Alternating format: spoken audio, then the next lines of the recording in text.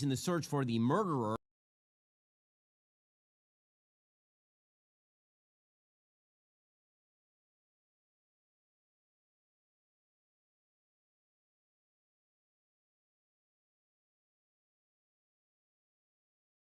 of the United. Well, folks, we have.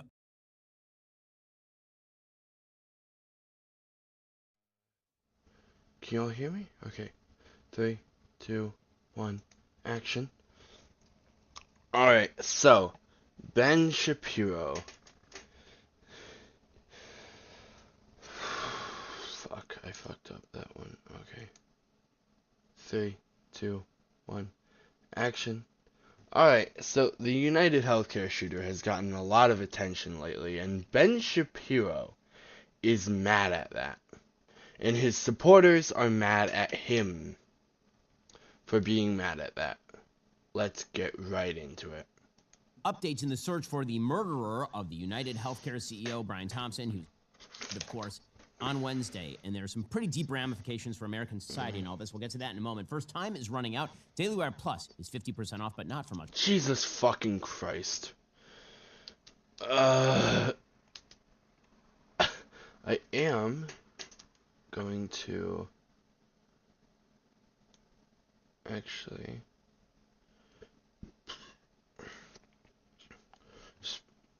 take that screenshot for reasons.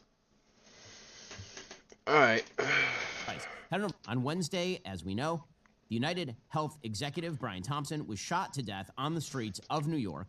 Authorities are still searching for the suspect at this point, according to the Wall Street Journal. Police are combing New York City for the suspect who used a Sharpie to write "deny, defend, and depose" on cartridges that are believed to have come out of his gun when it jammed, according to law enforcement officials. Some of those words are commonly associated with tactics insurers use to avoid paying claims. Investigators believe that the suspect may be staying or may have stayed at a hostel on Manhattan's Upper West Side. The NYPD hasn't publicly identified the person who ambushed Brian Thompson. However, they have released an image of the person, quote-unquote, wanted for questioning. They released his face. He's smiling and wearing a hood in one of the photos as he appears to lean on a counter. Authorities are offering up a reward of up to 10 grand for information leading to an arrest in the case. The real question in all of this. Only 10 grand. That is fucking wild. That is absolutely wild. They are only offering $10,000. Is how Americans respond. So Taylor Lorenz, we talked about her yesterday. She is a psychotic former reporter for the Washington Post and the New York Times. She's totally insane. She was insane on... We get it, Ben. We understand. You don't have to repeat it 7 billion times. I know I do the same thing. COVID. She was insane when it came to the supposed predations of people on the right who ought to, she said, be shut out of media, and particularly social media. Well, now she is...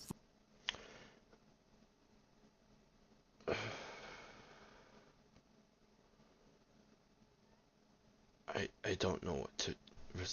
This is just a nothing burger. What? Get to the point, Ben. Full-scale rallying in favor of the murderer. So she tweeted yesterday on Blue Sky, which is a weird left-wing echo... Blue Sky is not a left-wing echo chamber of Twitter. People are just leaving Twitter because it sucks. Let's be honest. Twitter sucks right now.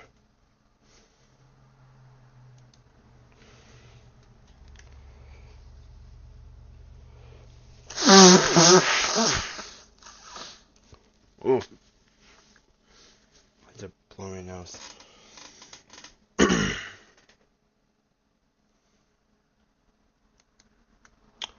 chamber form. Let's be honest, Twitter sucks. Elon killed Twitter. Blue Sky is just there to fill in that void. It is not a left-wing echo chamber. Of Twitter. There was a post put out by Blue Cross Blue Shield all about whether it was going to pay for anesthesia under its healthcare coverage. And she then tweeted out, quote, "And people wonder why we want these executives dead." So openly cheering the death of Brian Thompson. That wasn't her only post. Somebody put out a statement saying, quote, legislation idea, healthcare executives and their families must be on the cheapest plan their company offers, and they aren't allowed to seek other care. And she wrote in all capital letters, endorse. Then, I mean, yeah, healthcare CEOs and executives need to know what they are providing to people. They need to know how it feels. This is good.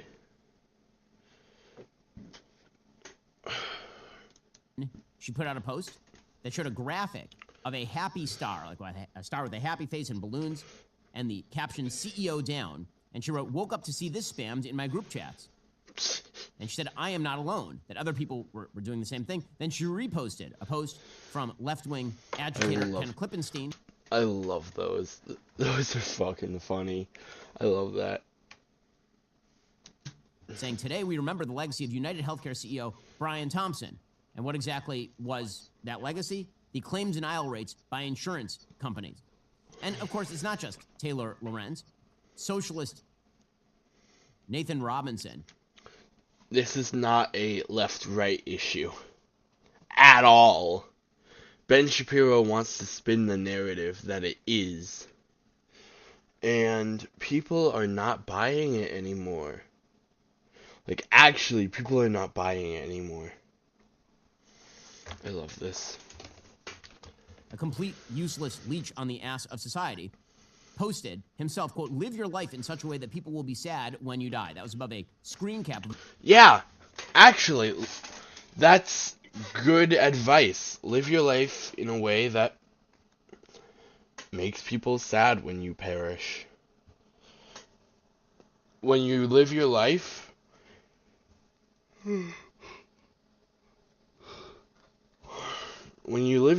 and people, like, when the end of your life comes, if people are happy, you've done something wrong.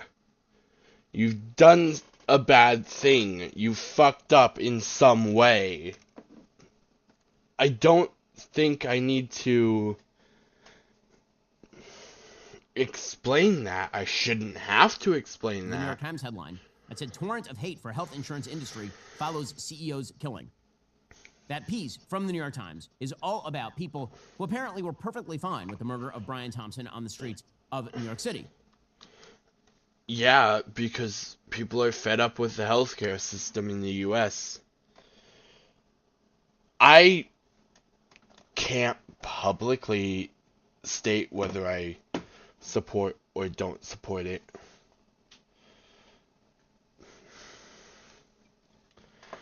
But I think you all know where I stand on it.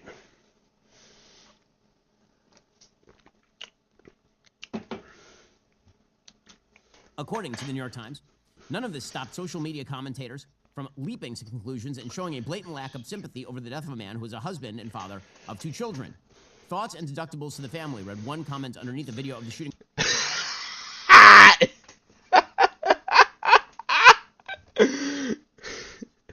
Thoughts and deductibles. I fucking love this. I love this. This is like actually uniting people. Being posted online by CNN. Unfortunately, my condolences are out of network. A TikTok user wrote, quote, I'm an ER nurse, and the things I've seen dying patients get denied for by insurance, it makes me physically sick. I just can't feel sympathy for him because of all those patients and their families. Yeah, she has an actual reason to not care whether or not he perishes. Wow. Ben, you're really bad at this. Did you know that? Did you know that, Ben? That you're really bad at your job? I hope you know that. And these sorts of messages were incredibly common across the internet. We discussed yesterday a Columbia professor who wrote something very similar. Unfortunately, bubbling under the surface of all this is something very serious, really serious. What is that serious thing? The revolutionary left is creeping into the mainstream. Yesterday we talked. The revolutionary left. Okay. Oh yeah, I think this is better than the previous. Alright. About liberals versus the left. Liberals are people who disagree with me on public policy, but aren't in favor of, the murder of their opponents. The left is a different thing. The shooting of Thompson has unleashed a wave of This is not a left-right issue. I'll say that until the sun explodes. This is not a left-right issue. evil from members of the left. Thompson was not a criminal. He wasn't even an advocate of death, the way, for example, abortion or euthanasia advocates are. Abortion is not murder. You're lying, Ben. You're just lying. And by the way, murdering an abortionist or an advocate of euthanasia would be unjustifiable morally in a democratic system. Brian Thompson's great sin, according to these people, is that he was the head of a company that exists within a mixed private-public healthcare framework. Yeah, because he used an AI to deny people health care so he could line his own pockets. You should be able to understand why people are happy he's gone. Not even his own board members cared. They stepped over his body. Nobody cares. Framework, and that he did his job, because that's how health insurance actually works. Some things are covered, and some things are not. And you may not like the application of the coverage, and it may be bad. That is not an excuse for murder. But for the left, if you hate the system, you are morally justified in murdering anyone who acts. No. He's just... He's wrong here. I can explain why.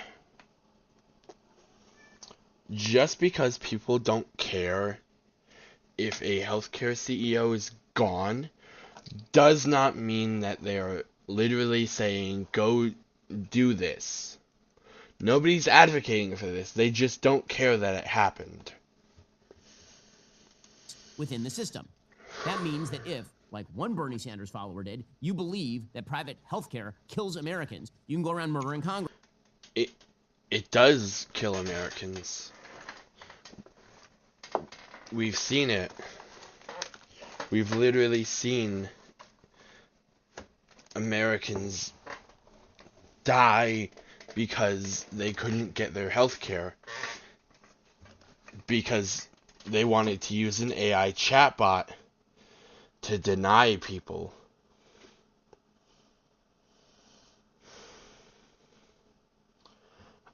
I don't get it. Congress people. I know we buried that one. We need to pretend it never happened. Steve Scalise is still limping today because he was nearly shot to death by a Bernie Sanders fan who believed that being part of the quote-unquote system that didn't nationalize healthcare meant you were a murderer.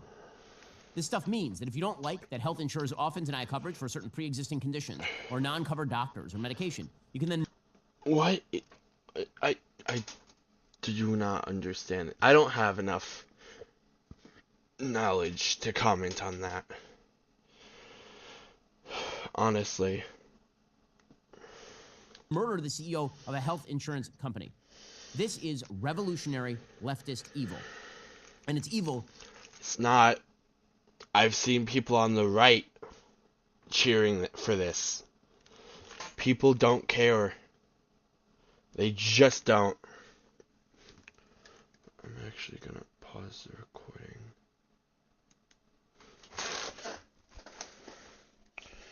I'm actually gonna pause. Sorry.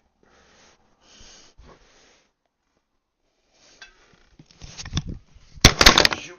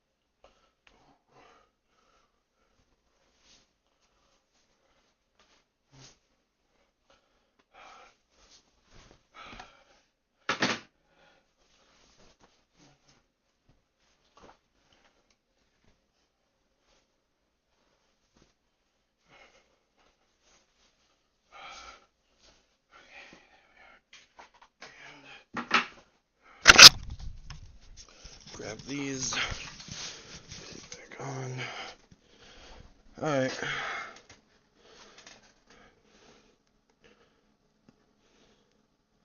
Alright, I'm back. Alright. For a couple of reasons. First, violence is not justified in a democracy where your say is part of the process. This is why democracies are generally good, because they outsource the violence to the government. Revolution to overthrow tyranny is justified, but tyranny has to be actually real, and violence has to be the last resort. I didn't like public policy in California, so I picked up my family and my company, and we left. Okay, tyranny is not real in the case of healthcare in the United States, and violence is not being used as the last resort in this particular case. If you perceive...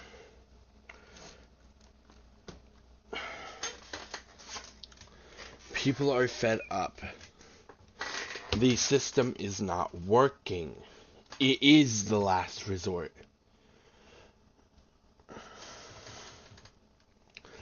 People are tired, Ben. You don't get that because you don't care.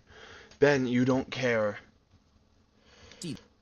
America to be a tyranny and violence to be the proper response. That is a call for unending violence until the system itself is changed. It's a call for revolution.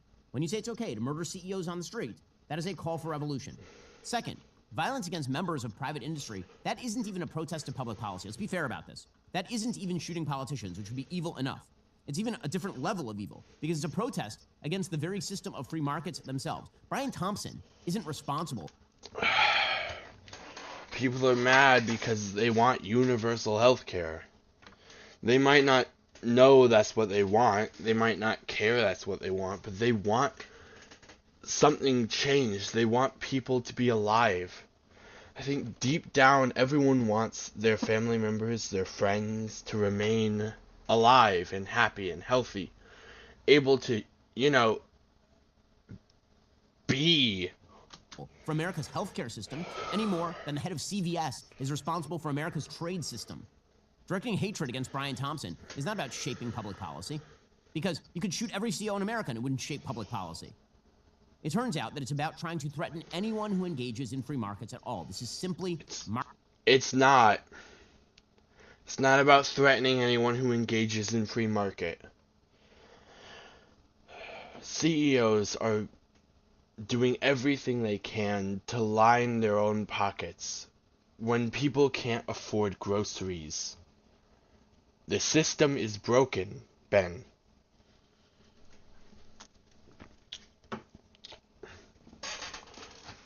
You're just mad because people are finally seeing it. Marxist, leftist, radical evil. This person could just as easily have shot a doctor who decided not to perform a surgery, or shot a bank CEO who denied a loan application for a home. It would have fallen under the same category. This, by the way, is not uncommon, unfortunately, in modern Western history. This was all the philosophy of the Red Army faction in Germany in the 1970s. That was known as the Baader-Meinhof gang. They weren't seeking a better world. They were seeking to tear down the world of capitalism on behalf of Marxist revolutionary evil. These are people who routinely quoted Herbert Marcuse and Antonio Gramsci. Not everyone who disagrees with you is a communist, Ben. This isn't the Red Scare. They called for revolution. Ulrike Meinhof, a left-wing radical journalist, led the way. She famously said, quote, "Protest is when I say this does not please me. Resistance is when I ensure what does not please me occurs no more." And that language is replete with echoes in today's society, from college campuses to left-wing media.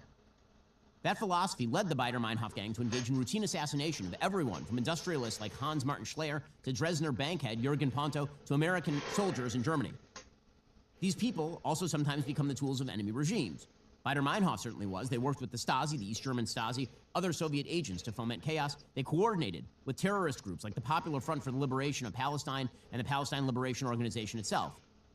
The origins of Baader-Meinhof came from the 1968 student protests in Germany.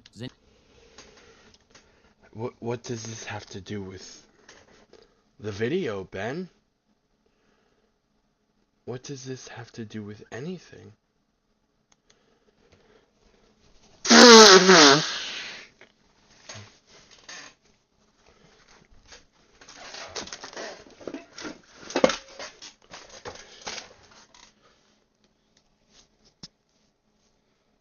Like, actually, Ben, what the fuck does this have to do with the video? Honestly, why do we care? Why should I care? Any of this sound familiar?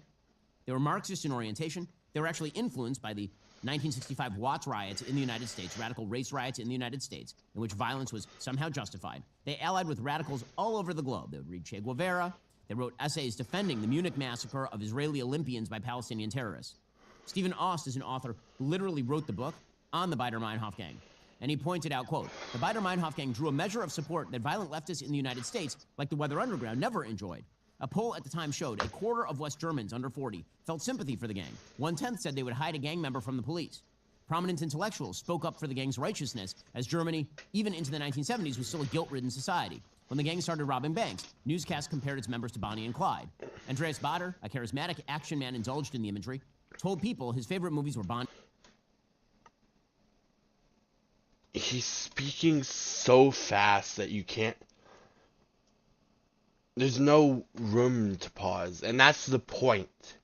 He's trying to get you to turn your brain off so you just listen and absorb the information.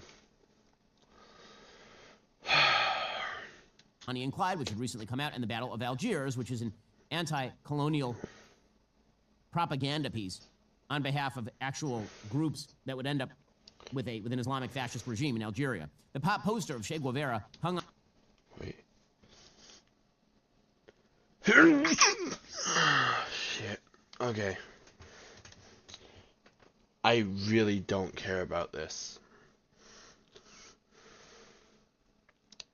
Let's look at the comments, actually. I do want to see the comments. This is brain rot. Okay, cool. Is this sorting by, okay, yeah. Hold on.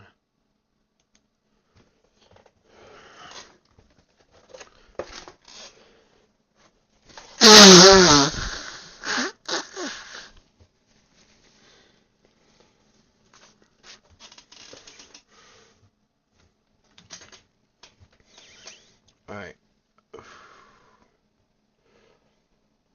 It's not left or right, it's not black or white, it's rich versus poor, your true colors are showing. I love that. That's true.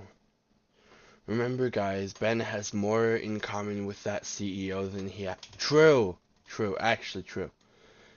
He had a wife and family. Yeah bro, so did hundreds of thousands of people who are denied healthcare and die. That's true. Totally oh, that's sweet.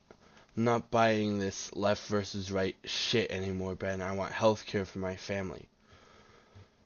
Don't say you are no, that's true. This I like this. I love this comment. Don't say you are pro-life and then side with health insurance companies.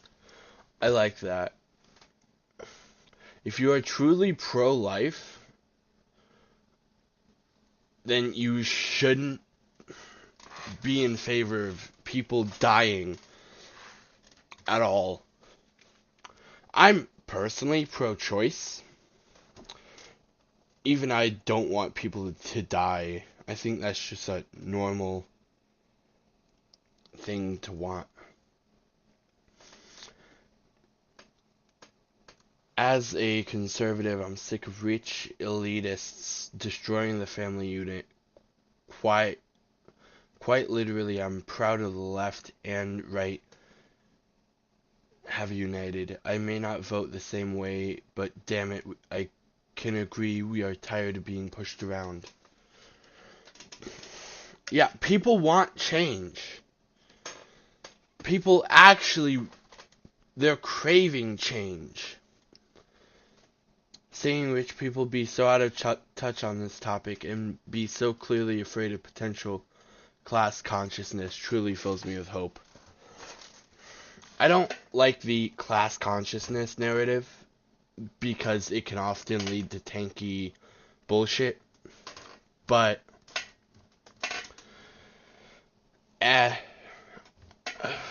just because the left likes something doesn't mean you have to instinctually hate it. wake up and read the room, bro. That's true. That's true.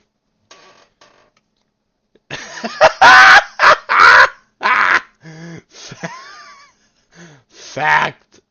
Both the left and the right are cheering. We don't care about your feelings. Oh, he is getting fucking cooked in this comments.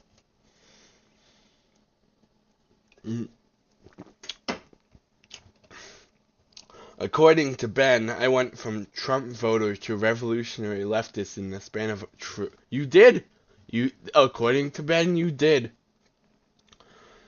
This guy is so obsessed with creating confrontation between the left and the right that he is now completely disconnected with the reality of everyday people, his voters included. I'm actually going to respond to that.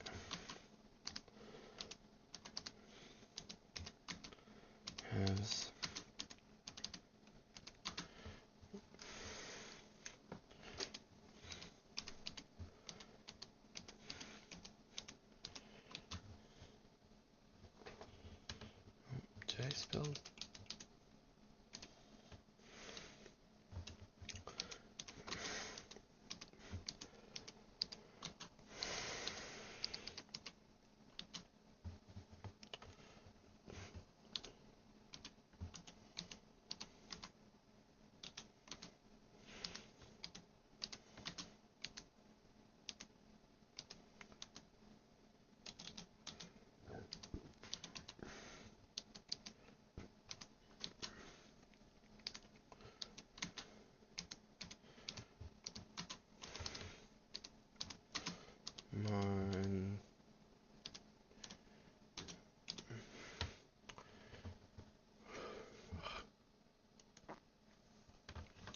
There we are. Alright. I think that's where we're going to end it off. Like, comment, subscribe. I'll see y'all next time. Ring the bell icon, and goodbye.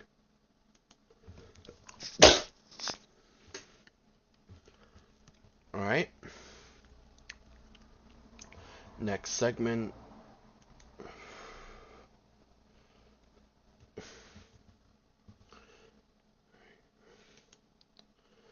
Three, two, one, action. Alright, so, second thought. A tanky creator on the left. I've never seen how this guy looks. I've only, listened to coverage on him. He looks annoying and pretentious.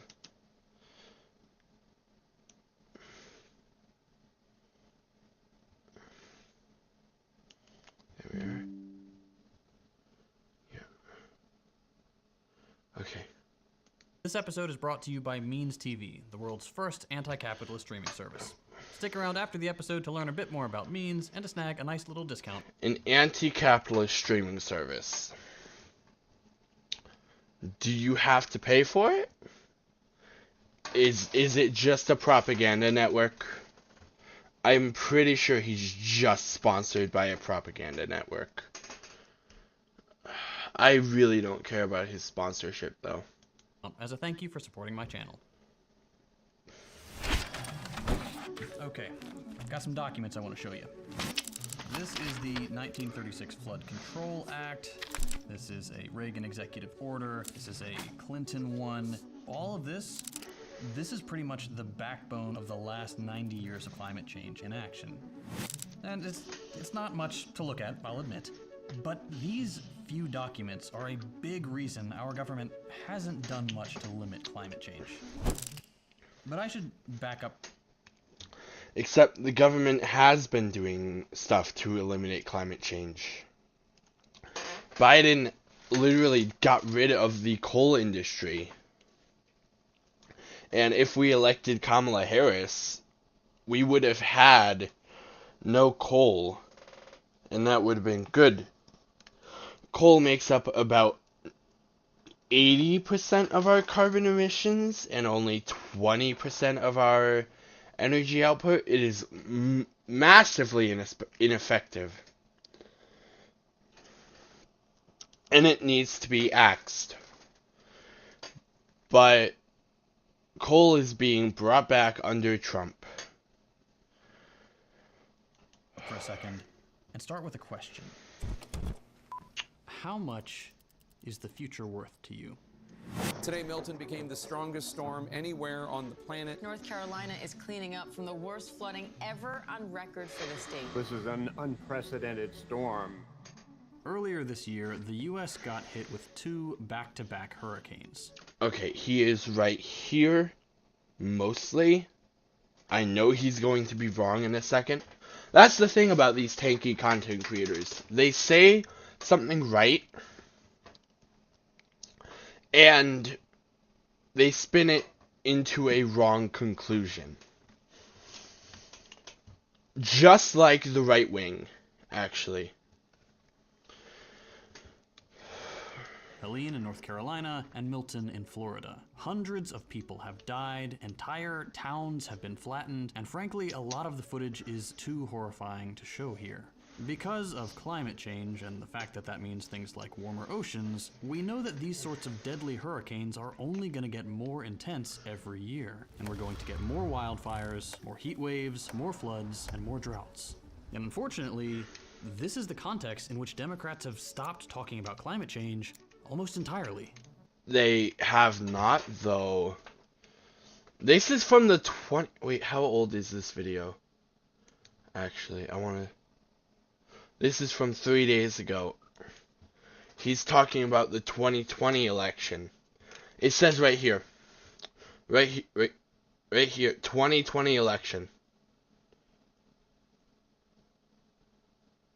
Oh, wait. No, this is just wrong. They were still talking about climate change in the 2024 election. This entire article is just wrong. Government-sanctioned oil and gas production levels keep hitting new highs, and according to a new study published in Science, about 96% of climate change policies are practically useless at reducing greenhouse gas emissions. We had a good policy. People like you didn't vote for it. Second thought, we had a good policy. We were going to axe the coal industry. Completely getting rid of coal. Because it is ineffective. We could have replaced all that coal with more green energy. We had a good policy. And I feel like we all know why. We know that fossil fuel companies lied for decades and are out there lobbying around the clock to slow down progress on climate change policy. But I want to talk about a more invisible problem keeping us... He is right that the coal and oil companies have been lobbying to preserve their industry, but I know he's about to be wrong. I can feel it, because him saying a deeper, more, I guess, conspiratorial is the only word I'd use for it.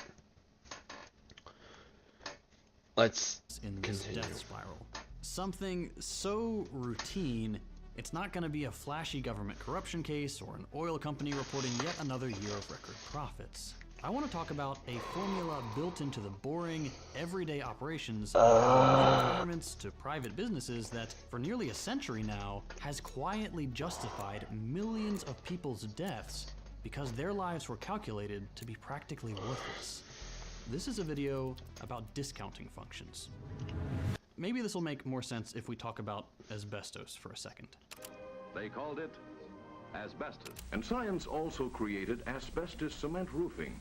Sound insulating product known as asbestos. The scientists would turn to asbestos, for this is a remarkable mineral. Asbestos is a mineral that, for decades in the US, was mostly used for things like fireproofing buildings. It was effective, pretty cheap, and, as it turns out, a massive carcinogen. But for years, most Americans didn't know that. Asbestos went up everywhere, from single-family homes to giant skyscrapers, slowly wearing down over time and causing hundreds of thousands of deadly cases of mesothelioma, asbestosis, and lung cancer. Nowadays, we tend to think of asbestos as an unlucky mistake previous generations made, an accident that we have to deal with, but that no one could have seen coming.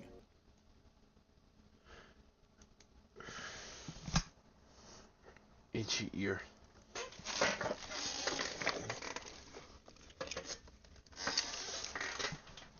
Oh, alright.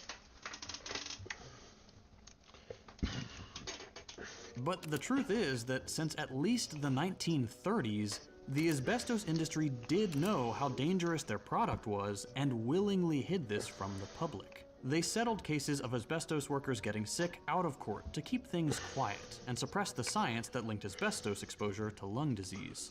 Fast forward a little bit to the 1970s and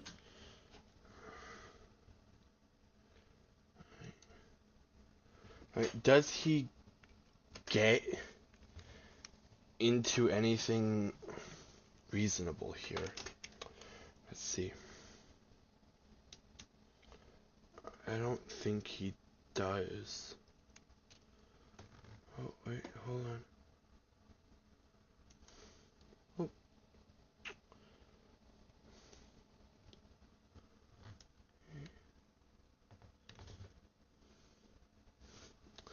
Yeah, apparently there was a, what was it? An idea to turn coal into nuclear. I like nuclear energy, personally. I don't know much about it, but I think that if implemented, it can be done well. I think we definitely need more nuclear energy. all this information comes out. In this instance, someone apparently forgot to follow the normal procedure. Class action lawsuits start raining down on asbestos companies, and the EPA starts to actively ban its use in things like insulation. And this raises an important regulatory question. Should this highly toxic substance that we know is behind hundreds of thousands of deaths, that is in the walls of homes, schools, and offices, be completely banned and regulated away? A question like that is a pretty routine thing for regulators to figure out. And since around the 1930s, but especially since cost-benefit analysis, proof Just talking about thousands more asbestos. people is insane. This Some has- guy working for The asbestos thing had no real bearing on the video. Why did he include that? I'm pretty sure it was just to... Hello, Greenman.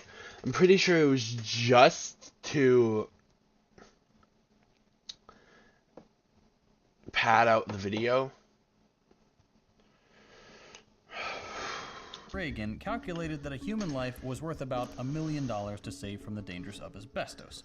However, because an asbestos-caused cancer takes around 30 or 40 years to show up, this advisor, Robert P. Bedell, calculated the value of saving that human life there and then as only being worth around $22,000. And when you plug that number into the EPA's cost-benefit calculations, instead of $1 million per human life, you find out that the cost of banning asbestos today far outweigh the potential benefits, which, because it takes so long to mature, take place way in the future. Again, the benefit in question was stopping a horrific death by cancer. So for years and years, the government just didn't do much. Asbestos was excruciatingly slowly banned, and millions of people kept getting sick. You'd think we'd have learned our lesson by now, but that's no different than how the government is treating climate change today. Except it's just not how we're treating climate change today.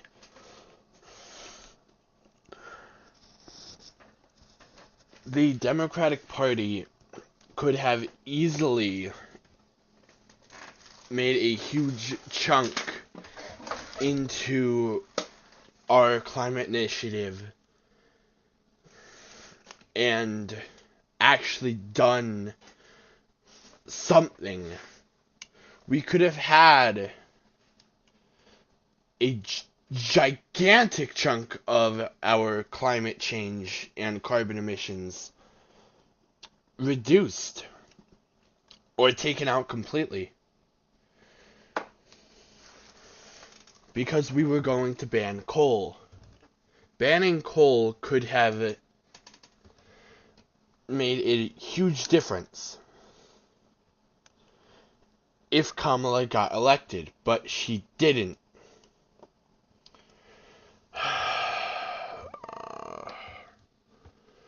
I don't get it.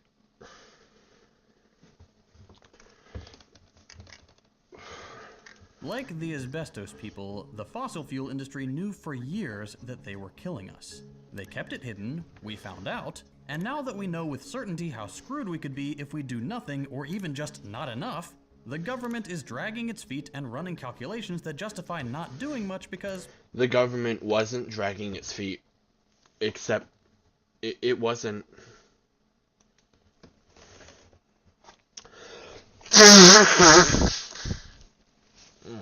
Allergies. Fuck. The government was doing something. We banned coal. But then Trump got elected. And now all that benefit that we could have had is gone. It is actually just gone now. Because Trump is gonna bring back coal. We lost because the American people voted for Trump. It's not worth it. And if you can stomach like 30 seconds of math real quick, I can explain how this actually works in practice. I just do have to get this boring part out of the way. So, the way the Reagan admin calculated the value of a human life down from $1 million to just $22,000 was using what's called a discounting function. Looks something like this. You have your benefits and your costs at the top, and what we care about is that letter R at the bottom. That is the discount rate, R for rate. And the bigger that number is, the less your life is worth in the future. For example, with a 1.4% discount rate, after 36.5 years, future people are worth just 3/5 of a person's worth today. With a 3% rate, a future person just 17 years from now is worth 3/5 of a person today. Or, to put it a different way, if something is worth $100 in 100 years, not accounting for inflation or anything, it's only worth about 80 cents today if you use a 5% discount rate. You get it. The higher the number, the less you're worth after a fixed amount of time, or less time it takes for you to become basically worthless to a regulator today. Those numbers, by the way, are from a legal case filed last year by children suing the EPA. The group claims the EPA is discriminating against American children by intentionally allowing the release of dangerous levels of greenhouse gases, which experts say is a major contributor to climate change. The EPA, as you probably know, has the responsibility to look at the impact of regulations and calculate the potential costs and benefits, specifically. Okay, once again, hopefully he gets to the actual point. He's basically saying nothing here while trying to pad for time. I don't understand how people watch this guy. This is going to be I might scrap this segment. If this segment goes through,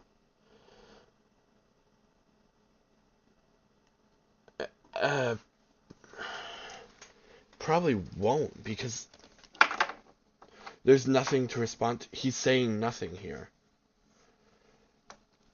He's literally just yammering. For environmental stuff before they're enforced. Most of the time, it uses a discount rate of between 3 and 7%. Yeah, I'm going to scrap this recording, actually. This segment's being scrapped. I don't think this is going to be interesting enough to be a good segment. Alright. 3, 2, 1, action. Alright, so the critical drinker is mad at Snow White And so he brought his friends on to be mad together as a little hate group. Let's get right into it. We got Critical Drinker, Mauler. I don't know who that is. I don't know everyone else here. But I know these two are anti-woke grifters. And I'm assuming these 4 are also anti-woke grifters. So they released the first full trailer for the Snow White movie this week. Yeah, haven't seen it yet. Well, no interest. Are you interested in seeing what the dwarves look like now? Because prepare yourself for this. I hope you haven't eaten. Wasn't there like a lot of controversy about this? Well, this is what they are now. Weren't they like fully grown? Yeah, they're CGI. These look just like gnomes or elves. They look like garden gnomes. This is fine. This is literally fine. I won't see the Snow White live action movie because I don't care about Snow White enough to think about it. Yeah, that's true. The Critical Drinker needs to bring his little buddies, his little circle jerk, his little jerk circle to defend him. Fully grown. This is like, weren't they like tired? Oh right, yeah. The I don't know what those behind they the just scenes weren't little pictures people. were. It might have been an early stage of production, and what the fuck is this? I thought it was supposed to be 2 different groups, but yeah, this is now with the elves. This is what. This is just CGI. They're little CGI people. They look like hyper-realistic prep and landing. If any of y'all know what prep and landing is, I salute you. I fucking love prep and landing. Best Christmas special. Was supposed to be getting a 3rd installation in 2025. I love that. I'm very excited for that. Okay, enough nerding out about my Christmas special. What the dwarves are going to look like now, and they are nightmare fuel. Over 500,000 downvotes. I was going to ask this, and I was hoping. Oh, Jesus Christ, he's talking like a fucking Redditor. Downvote. Ugh. They are not nightmare fuel. It's just CGI. You can see the same thing in other CGI people. Christ. This is literally just... They look fine. I don't understand. This one kind of looks like a bobblehead, and I love him for it. They kind of look like little bobbleheads. I love them. I fucking love them. Someone who had an answer. The original photos that had people in costumes instead of these things, they weren't like placeholders as far as I can tell. They completely swapped from that to this, didn't they? I think they did. Exactly, yeah. Because when they originally did it, they wanted to have live action actors. Peter Dinklage got butthurt because he didn't want dwarves in it, so they had to use real human. Wait, dwarves are humans too. Sorry.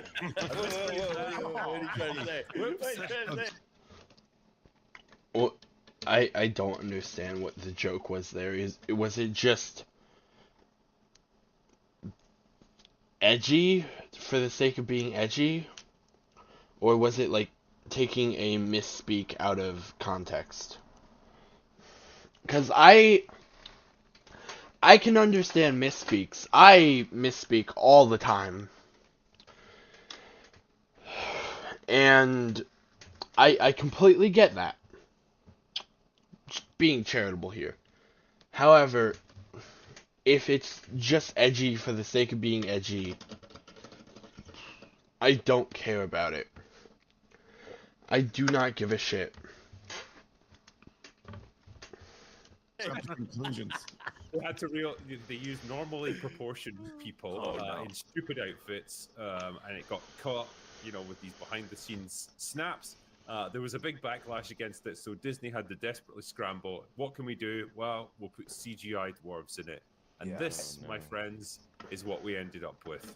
Not just this movie, Time Bandits ended up firing their dwarf actors, and Peter's comments really did affect dwarf communities. Actually, pretty pissed at him. So many people, dude. Yeah, they've ruined a bunch of roles. These were working actors that now can't get roles anymore because Peter. Yeah, he fucked it for everybody.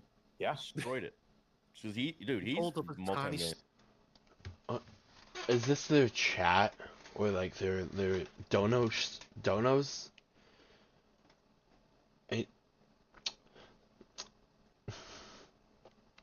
I know this is ironic, but I love the comparison between Hitler and Critical Drinker, because Critical Drinker is a Nazi and an alcoholic. Exactly. Star Wars uses CGI a lot, actually. I think parts of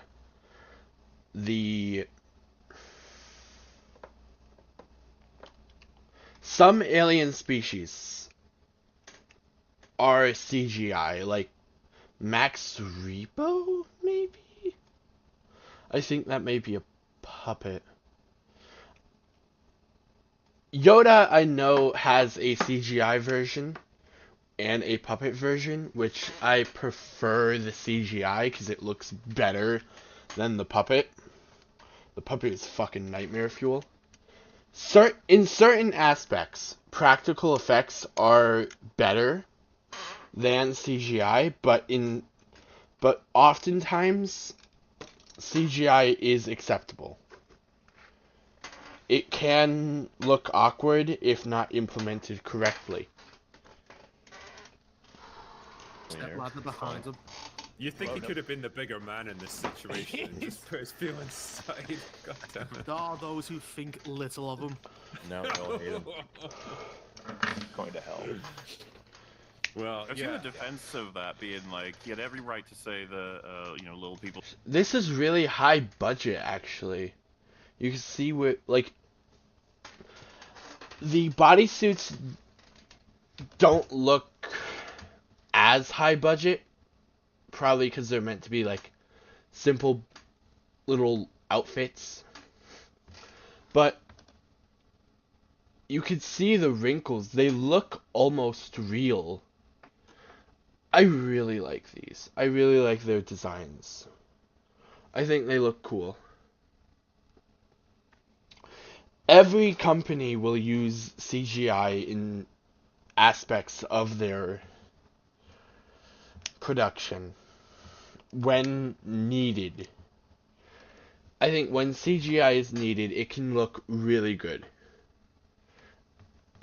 I think it was the Avatar movies that have CGI. Not the M. Night Shyamalan. I know that has the CGI elements, but I'm talking about the blue people. I've never watched Avatar. I've watched the M. Night Shyamalan version. And surprisingly, I liked it. Heck, Ghostbusters 2016, a movie I am very nostalgic for, had CGI. The original Ghostbusters had CGI. They're just being mad for no reason. I don't understand how someone can be so mad for no reason. People shouldn't be reserved for fantasy roles, and then it's just well, they're not. That's just another role they can do. Yeah. And now it's not because Disney don't want to step on anyone's fucking toes. Yeah. And you ended up with this perfect storm of like just trying to like appease every minority group. It's not stepping on anyone's toes. Sometimes actors don't fit the role, even if they're a minority like dwarves. I think this looks better than if they had actual people with dwarfism. I don't know the politically correct term. My sincere apologies if I mess anything up. I am very much stupid. Group that you can think of. And they've reshot it so many times and adding in more scenes with the younger Snow White to try to make her likable that this budget is like insanely over. Like this and Captain America are tying for $1 billion. Yeah, basically, when all is said and done. When the studio goes into panic mode like this and desperately tries to course correct midway through production to deal with criticism and try to like do what they think the fans want, it's always a recipe for disaster. I don't know if there's any fans for the live action Snow White. It's not out yet.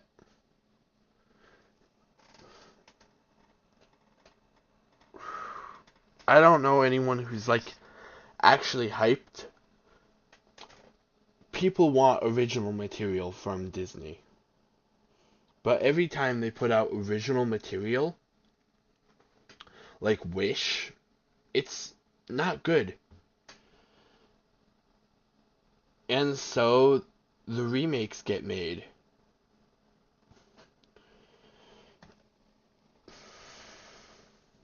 Especially when they have no clear understanding of what people actually want.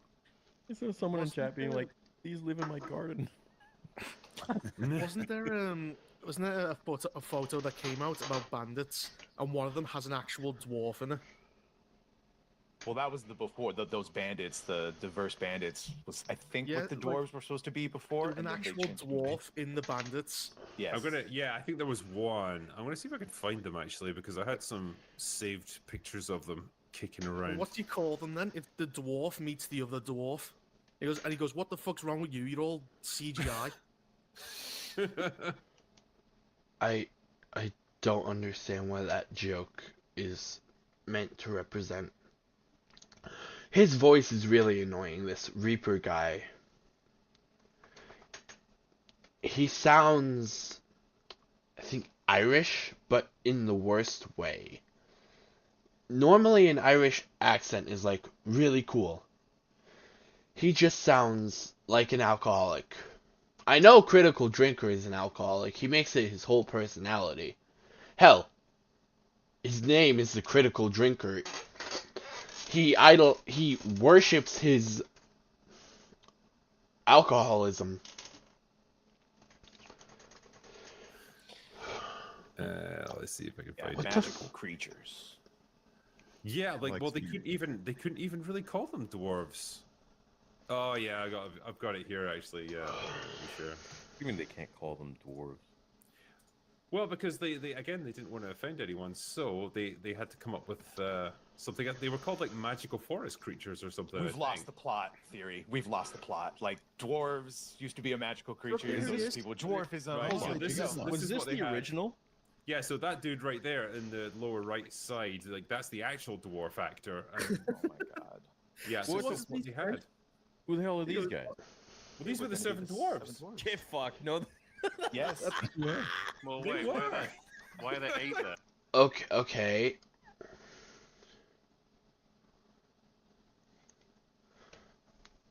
Okay. I don't like this. This looks bad. They're not small. They're not any smaller than Snow White. I mean, this one. These two might be. But you can't have Snow White and the Seven Dwarves when half of them are taller or about the same height as Snow White, I think the CGI makes the movie better. That's just my opinion. That's my opinion. It's like Ryan Kennel. These are supposed to be bandits, I think. That save Snow White. And that's not a placeholder, because you're not dressing like that just to have a placeholder to do No, this. exactly. Oh god. That's great. It is the most Look diverse how happy they lineup look. of humans I think I've seen. They've all been Not since removed. Rings of Power. Wait.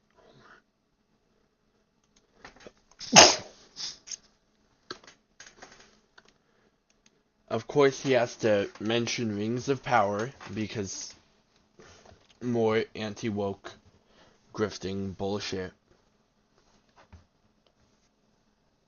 I haven't seen Rings of Power. It's not my cup of tea, personally. But I've heard from a fairly reputable source that it is really good. And so maybe I'll check it out. I don't know. I don't like Tolkien lore. I'm not a Tolkien stan. Who was who is the real question. Who was going to be dopey and sleepy and angry and... I think we can pick lazy. Yeah! I'll leave you to decide that one. But yeah, this is some incredible stuff right here. But yeah, the trailer that's come out is currently sitting at 5 million views, just over 5 million. It's had a mighty 23,000 upvotes and 541,000 downvotes. Jesus Christ. You know, for so anyone who would annoying. say like, oh, it's just a small group of you know, extreme chuds on YouTube who don't like this thing, yeah, when you get 500,000 downvotes on your trailer, you're in some bad territory right there. You know, you could just say dislike, you fucking Redditor. You can say dislike. Not everything's a fucking downvote. It's not a downvote. Fucking... Yeah, that's who I was referencing, Green Moon. It is... I gotta find a way to add the chat on screen. I'm going to find a way to do that soon, hopefully. What are they trying to say? YouTuber lives matter too. Yeah, YouTubers are humans as well, you know. Yeah. YouTubers are human, however, this guy's not. I'm sorry. That's mean.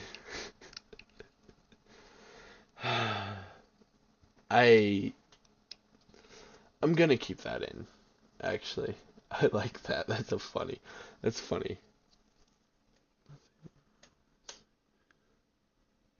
Nothing wrong with saying you dislike something, but everyone has some. Yeah, exactly.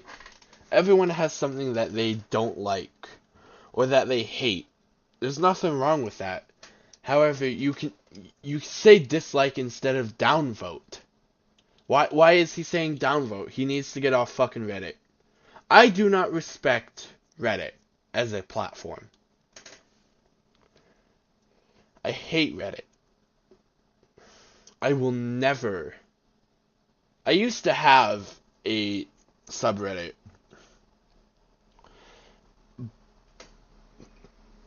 I will never... Never again. Never again will I have a Reddit.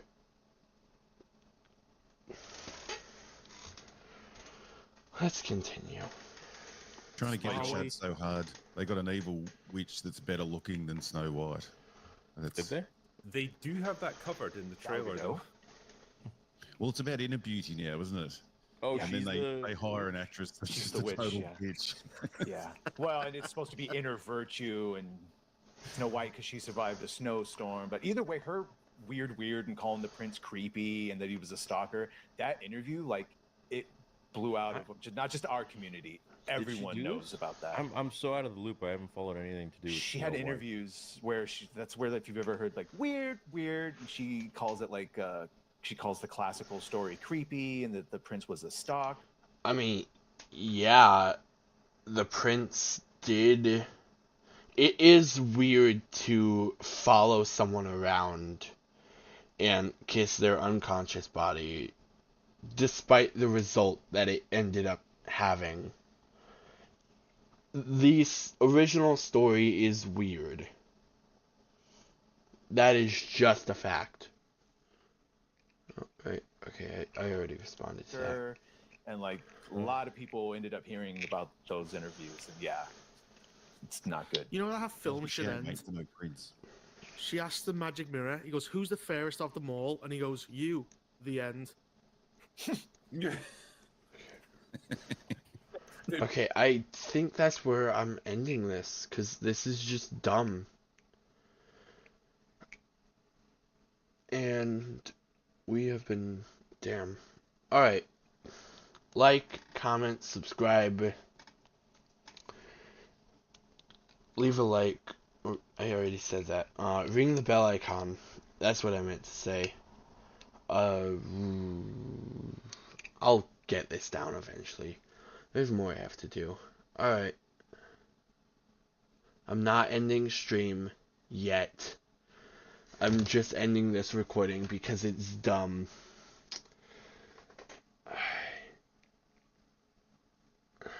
And I'll see you guys next video. Bye. Don't worry, Green Moon. I'm not leaving just yet. I am, however, going to... Thank you. I am, however, going to take a quick break. I don't have an ending card, so what we are going to do is...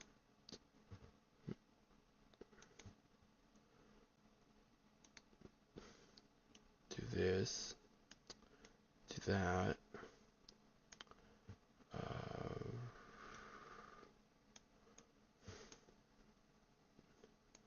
and we are going to pull a Hassan, I guess. Speaking of which, that will be our next segment. I got it. I'm sorry.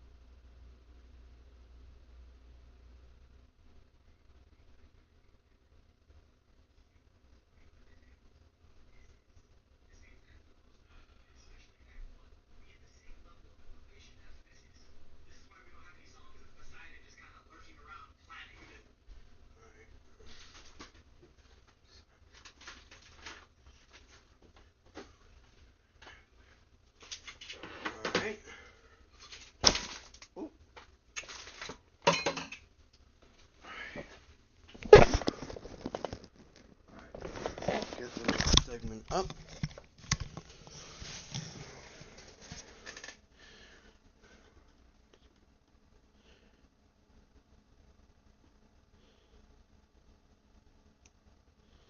Alright.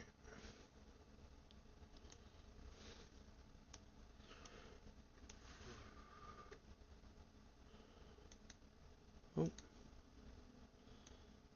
Oh. What the hell? Come on. Okay. Alright. And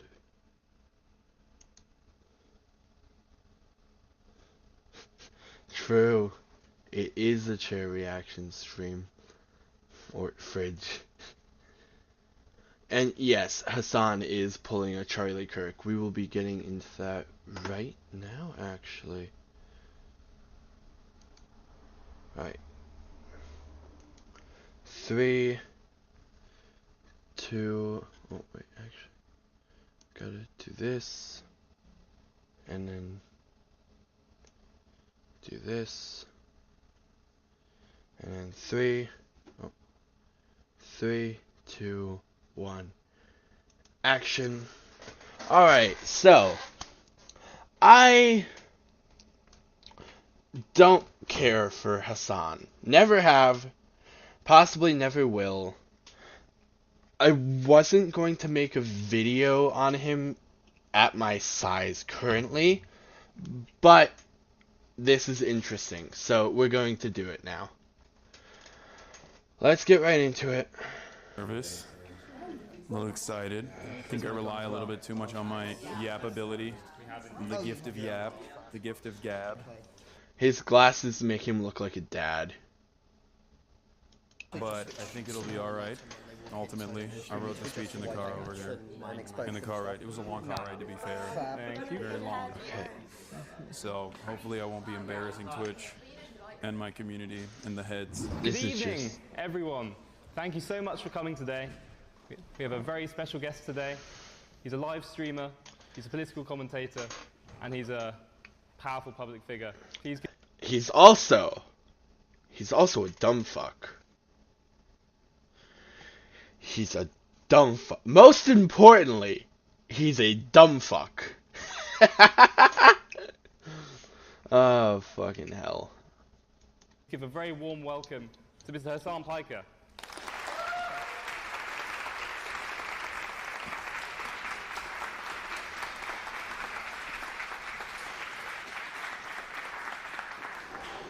Okay. What's up, everybody? I hope everyone's having a great time. Before I get started, I asked if they'd ever actually hosted a Twitch streamer here before, and apparently I'm the first, and...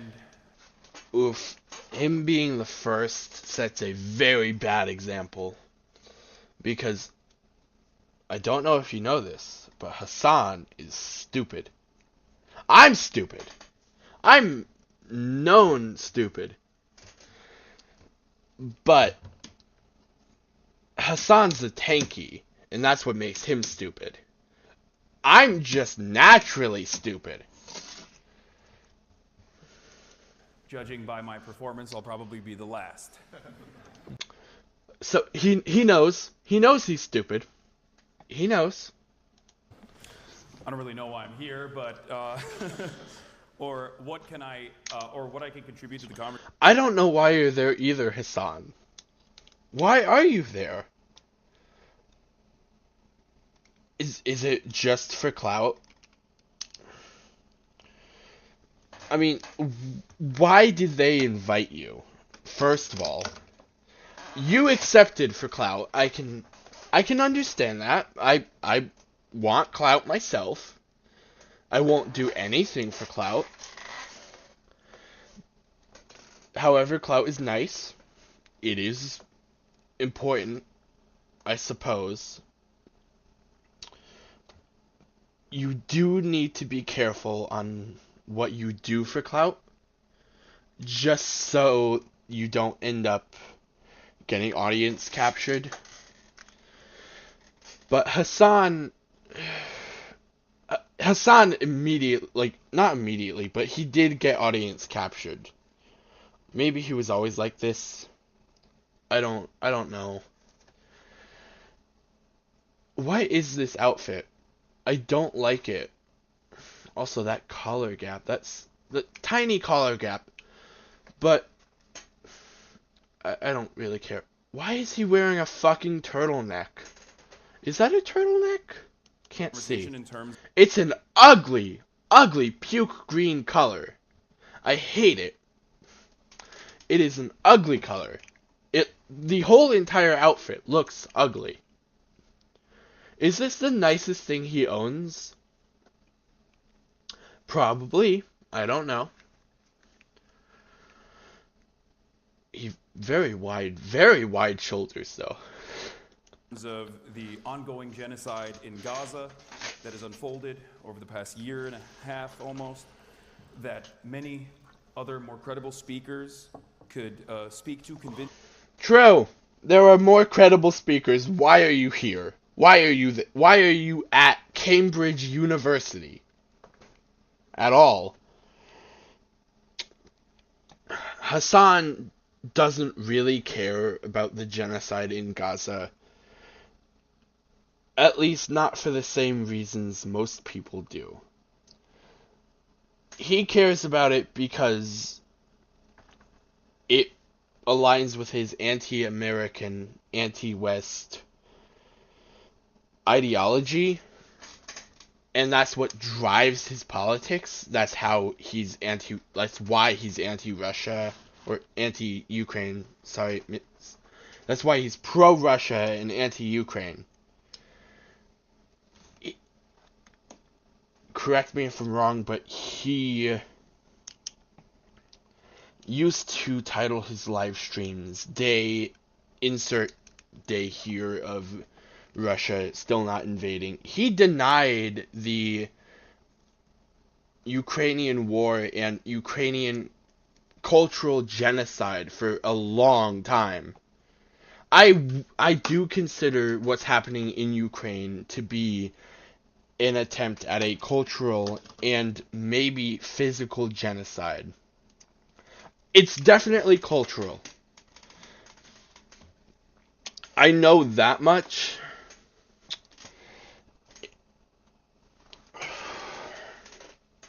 People have compared it to a human safari.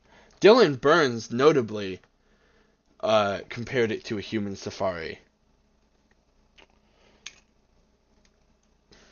He's called it a human safari. Highly recommend Dylan Burns. Good guy. Convincingly from a point of personal involvement and a position of authority. Having said that, however, I'm going to try to do my best here.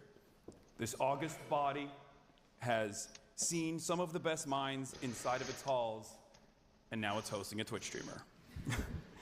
Ladies and gentlemen, It's hosting a Twitch dumbfuck streamer. In my opinion. That's just my opinion, though. And before you, following the footsteps of intellectual giants, as nothing but a simple man. A simple man who understands right from wrong. You do not care about right from wrong. You would not be supporting Russia if you cared about right from wrong. If you cared what is right and what is wrong, you would be pro-Ukraine. From the get-go, from the start. You would not have denied the possibility of the Ukrainian war starting just because it was America saying that that Russia was going to do it.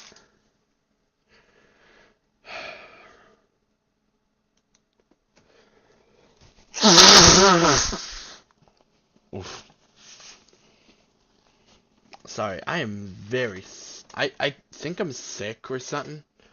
I don't know. I think it might be allergies. Let's continue. But yeah, Hassan, if you cared about right from wrong, Jesus Christ, this is 2.5 hours.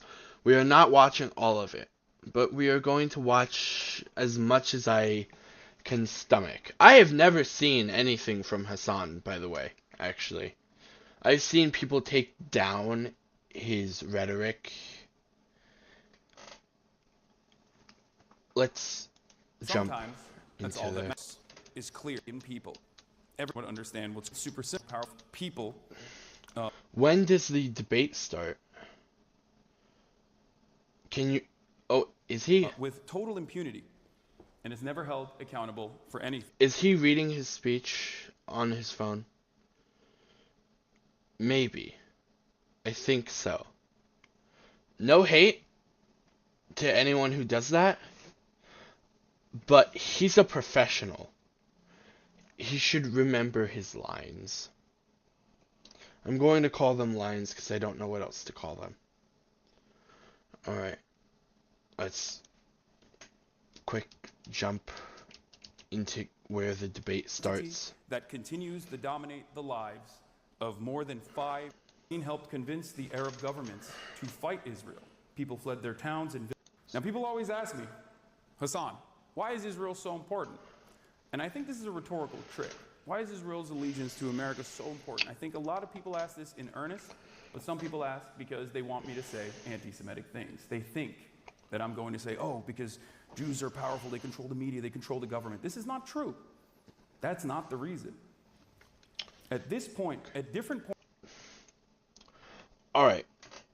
I want to explain why the genocide in Gaza is important on both sides of the issue. Israel is a trade partner. We literally cannot lose them as a trade partner. Although that might be changing because I think Syria has gotten rid of the Assad regime, and depending on certain circumstances, whether they be friendly or aggressive towards America, we might be able to lose Israel a little and at least do something. But Israel is committing horrible acts of atrocities. They are starving children, bombing hospitals. They are doing a whole bunch of awful shit that we should not be supporting. However, we are supporting. I do not support Israel. I understand why they need to exist. However, that does not justify their actions. I've said this before, and I'll say this as many times as I can. The only good guys in this entire conflict are the civilians. Hamas is bad. Hassan supports Hamas. He platformed a Houthi pirate. He's actually pro-terrorism.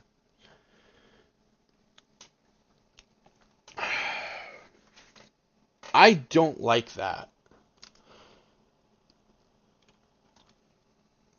I've said it 5 seconds ago, but I'll say it again. I'll scream it from the fucking rooftops. The absolutely only good guys in this entire fucking conflict are the civilians. Both governments in this conflict are bad. Both governments in this conflict are fucking awful. And please, do not give me that shit about Hamas being elected. They were elected before or around the time I was born. Maybe even before. I think they were elected in 2002.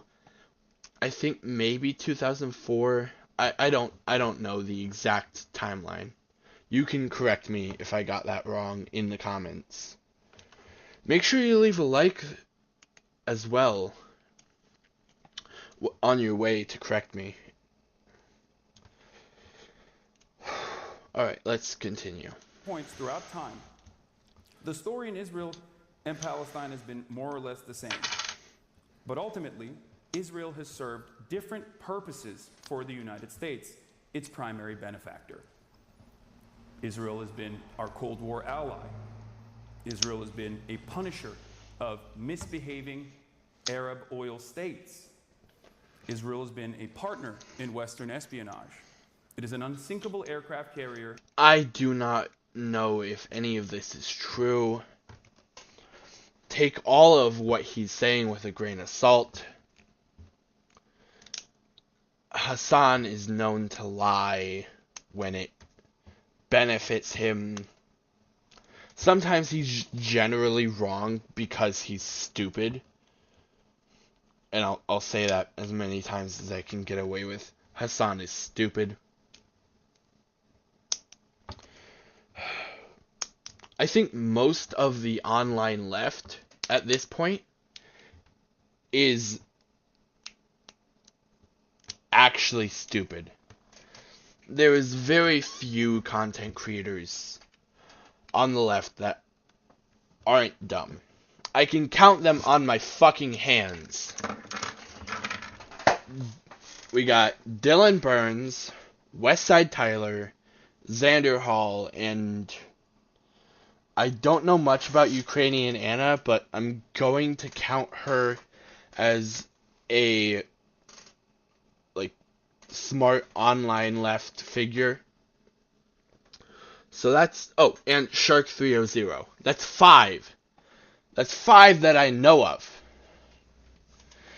And then the bad content creators, at least in my opinion, the stupid ones are Hassan, Destiny,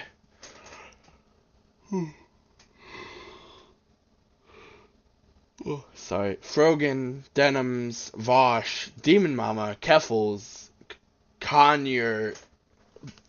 Too many to list. I've had to reuse my hand already. Over double. There is so much stupidity on the online left. It makes me mad. And that's why I'm doing this, by the way. I want to build a better left. We absolutely need to build a better left. Because the left is so full of fucking assholes and idiots and dumb fucks. It makes me mad. I hate it. I hate it so much.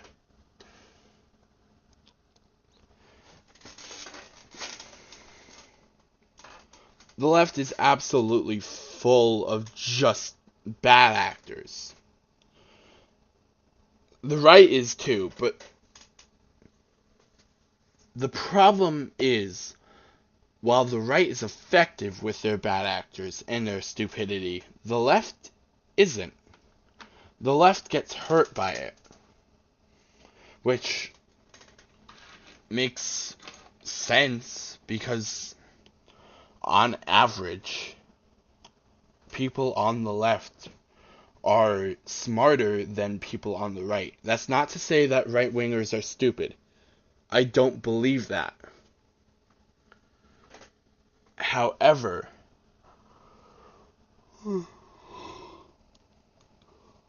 people on the left tend to be more college educated and have more educational knowledge, like book smarts. And people on the right tend to be more street smart, at least in my experience. Like, people on the right know how to fix up a car. That's something you need in your life. That's why I refuse to not be friends with someone because of their political views. Because there are certain things that right-wingers can just do better. And there are certain things that people on the left can do better.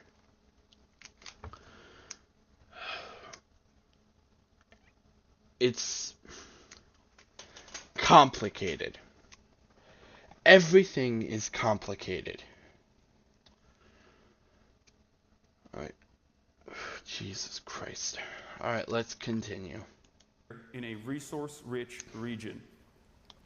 That's very held out in the media in the past because of how slow the establishment press was to recognize. I hate Elon Musk. Okay? I hate Elon Musk. I hate Elon Musk too. That's something me and Hassan can possibly agree on, is that we both hate Elon Musk. When does he start to debate people? Come on. There we are. Alright.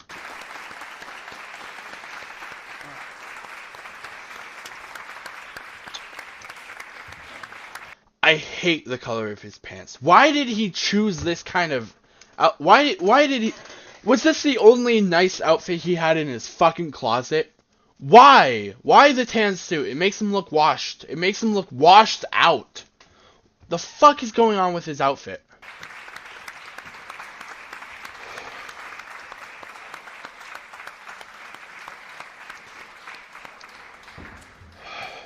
It's a little bit more somber of a tone than I take normally. Yeah, well, thank you so much for that speech. Just to run through how the rest of the evening will work, I'm going to do a moderated interview Q&A. Hold on.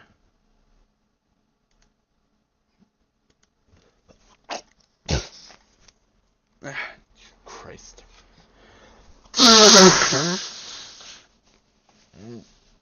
Ah.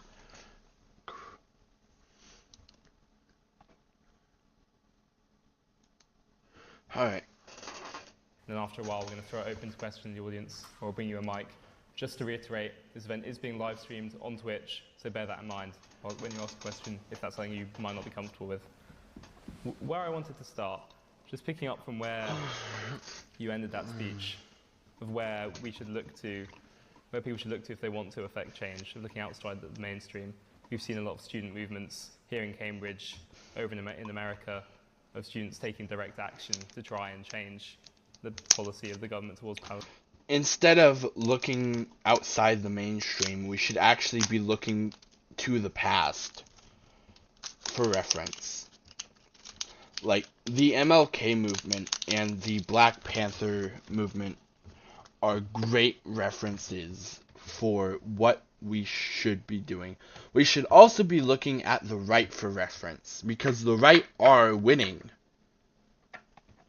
Donald Trump got the popular vote, something that hasn't happened in, I think, 20 years. It's been a while since a Republican got the popular vote. I can probably look. I'll look that up later. Actually, this video is getting long. Yeah, this video is getting really long. Jesus Christ. Fuck. Anyway. The right can be a good reference to what we should be doing. Not their rhetoric, necessarily, but how they twist the media and how they influence the masses. Let's get into it. How optimistic are you about the potential for change from these kind of movements? I'm more optimistic than I've ever been because, as I kind of alluded to in the end of that speech, anyone that has been aware of the situation in Palestine for longer than, I don't know, 5 years, will be the first to tell you that the attitude from the Western world is dramatically different. This doesn't mean that the governments have changed their attitude or shifted their policies, although some have, and it's unique, especially, and I stress the importance of the Western world specifically, because I think the Global South has known what a settler colonial apparatus looks like with their own personal experience with such things. But the allegiances that America needs to maintain in Europe, and even its own population, and the outlook that people have organically has shifted dramatically in the position of maybe not full-blown emancipation for Palestinians, but at least like some recognition for the atrocities. And I think, yeah, the world is becoming more progressive, and you are hurting that, Hassan. You are actively hurting the world's progress just by existing in the way that you do, just by making content in the way that you do. You are hurting the progress of everything. This guy was at the DNC convention and then was kicked out because he was platforming the uncommitted protesters. Let's continue.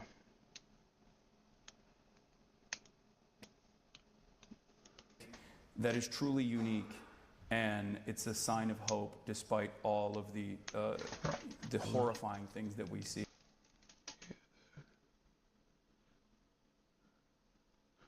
Yeah. Like, the world is making a lot of progress. And that's a good sign. Hopefully, we can speed up the dance of progress to, instead of 2 steps forward, 1 step back, we can hopefully make a 3 steps forward, 1 step back. I don't know if that is possible.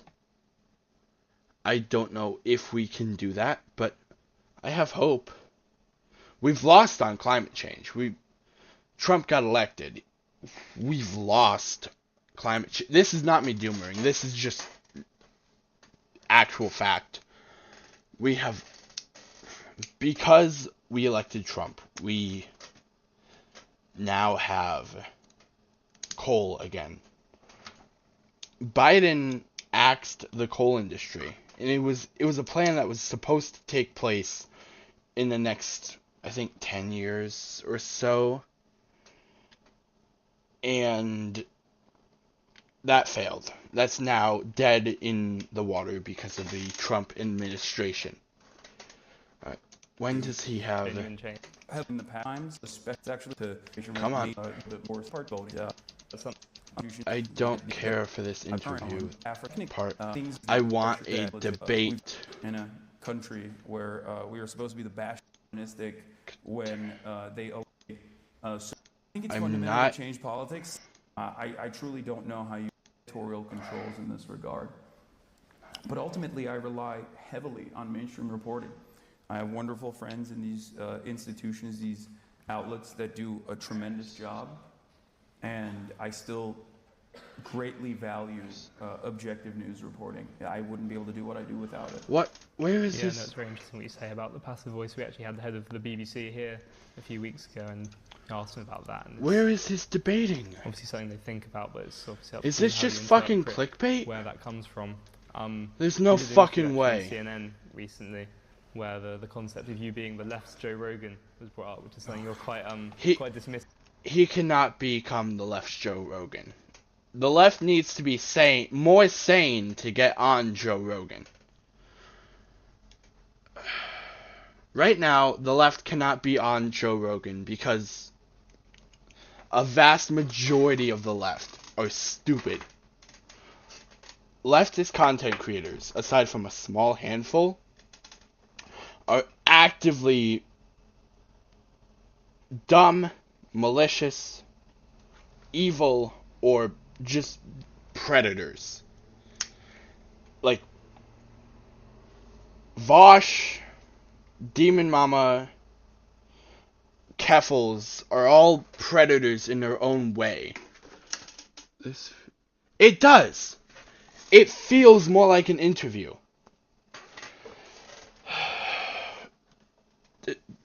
I hate this. It's not a debate. There's no one else on but these two. I don't see any of the college kids. I understand having a more formal debate. That's how I want to conduct my debates. Less blood sports and more, hey, let's sit down, I have a disagreement. I don't care for the blood sports. I think it's entertaining, but I don't want to participate in it. I think this is dumb. I don't like this. This is the worst debate I've seen because it doesn't feel like a debate. Civil. Yeah. Because you think. Because I'm not bald. That's what it is. That's the only difference, of course. You think it's more about policy. It's not about the left finding a Joe Rogan figure. It's about the Democratic Party changing its policies. Yeah. Do you think that is that the right kind of analysis we should take when looking at Donald Trump? Do you think Rogan figure? You think it's more about policy. It's not about the left finding a Joe Rogan figure. It's about the Democratic. The left cannot find their Joe Rogan figure because there's only one Joe Rogan, honestly. The left cannot. The left needs to be more sane. They need to be less stupid. There's a word that some people will use that I won't. I don't think that word is necessary because I want to conduct my YouTube channel more professionally than certain other people. I will allude to it, but personally, I want this to be my job, right? And I want to conduct myself more in that job setting. I think it will be better for the left to have more professional type people. I'll still shoot the shit with chat, but I won't use slurs because it's just not professional. I don't like it. I will not tolerate chat doing that either. I'm actually going to cut it off here because this is really fucking boring. This is clickbait. This is actual fucking clickbait. I need a... There we are. This isn't a fucking debate.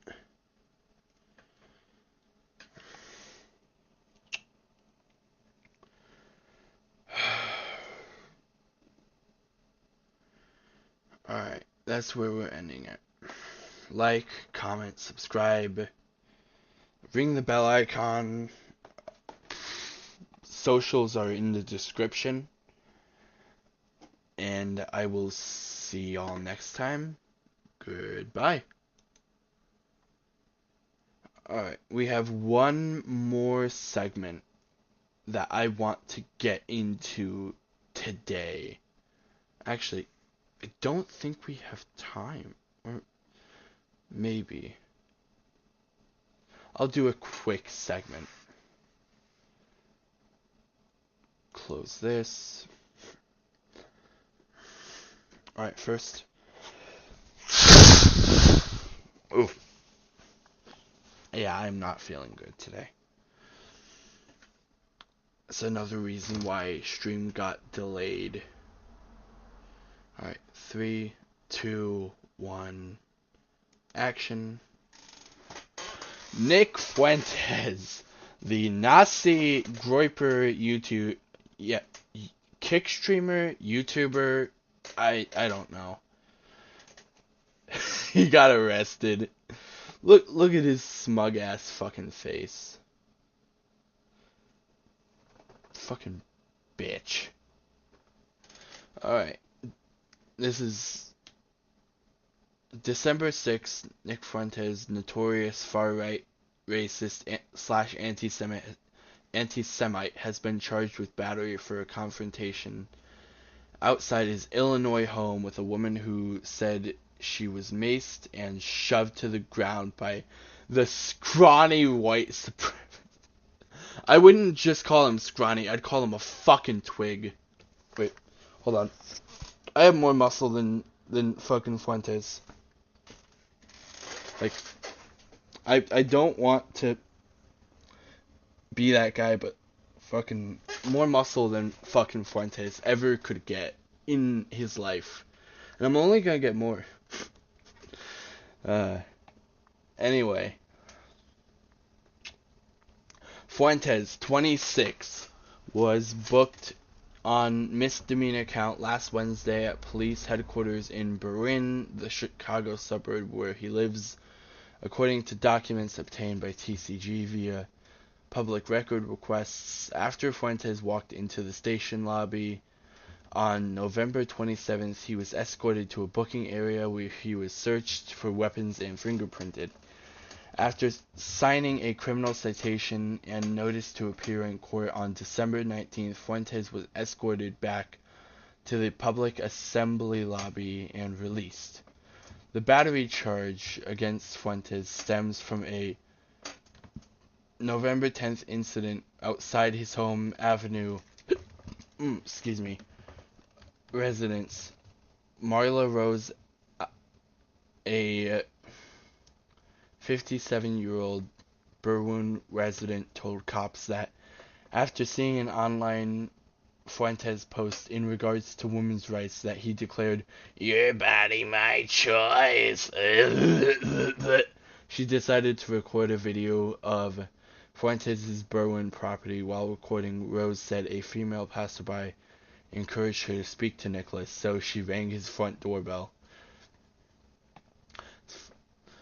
Fuentes opened the door and allegedly immediately fucking pepper sprayed her in the face and pushed her with both hands on her upper body, causing her to fall backwards down. She could have died. What the fuck? Onto the concrete below? She's lucky to be alive. If Fuentes had any fucking muscle, or if she landed any wrong way, she could have cracked her fucking skull open and her brains would have been on the ground. Jesus Christ. Fuentes then grabbed Rose's phone and momentarily went inside his house before coming back out. The passerby told police that Fuentes sprayed Rose in the face with what she believed was pepper spray.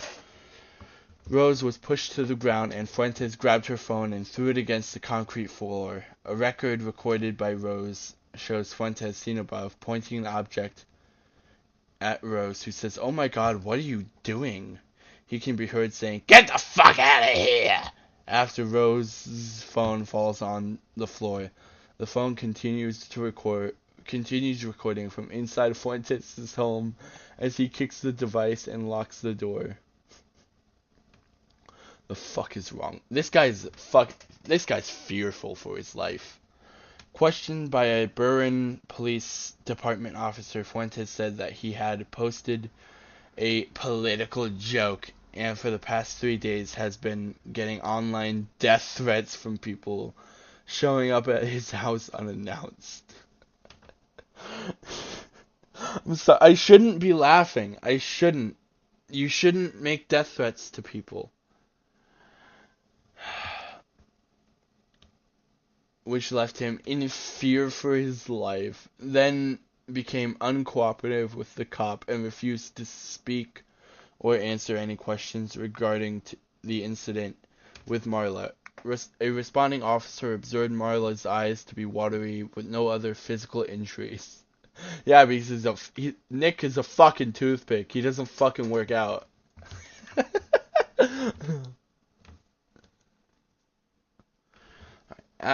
After initially being unwilling to sign a complaint against Fuentes, Rose contacted cops last week and advised that she opted to press charges. Rose's records show provided cops with the iPhone she used to record Fuentes.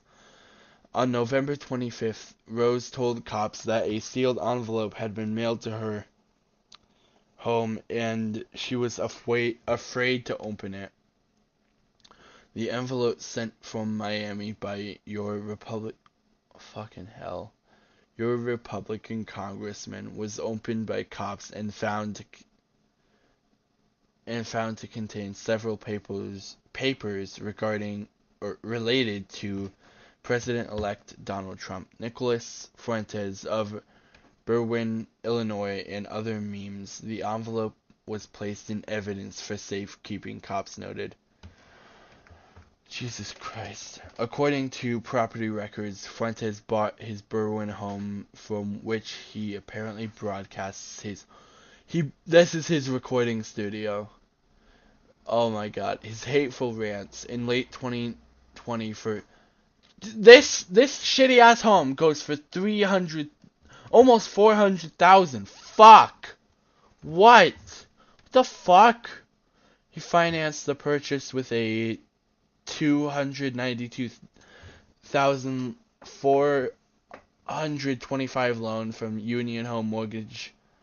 Title to the property pictured above was transferred from Fuentes' name to Chicago Properties in Illinois, that LLC that was formed in September 2020, and its listed manager as Marlene Chisco, Fuentes' grandmother, who died in May 2021. On the firm's articles of organization, Fuentes is listed as the organizer. Jesus Christ.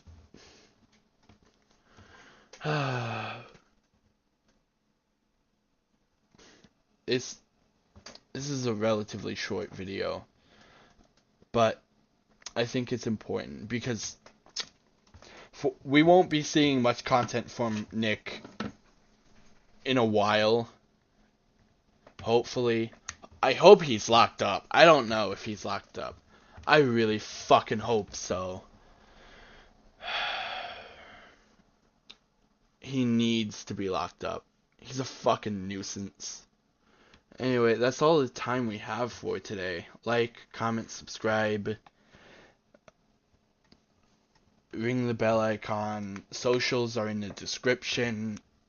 I'll see y'all next time. Goodbye. And that is all the time we have for today. Unfortunately, I have stuff to do. I have to take care of my grandma. I will see you all tomorrow. Hopefully at 9:30. I gotta pick up medicine for my cat. Fortunately, he needs his medicine. He's got stuff going on with him. Goodbye, everybody. See ya, Green Moon. Sorry for the short stream.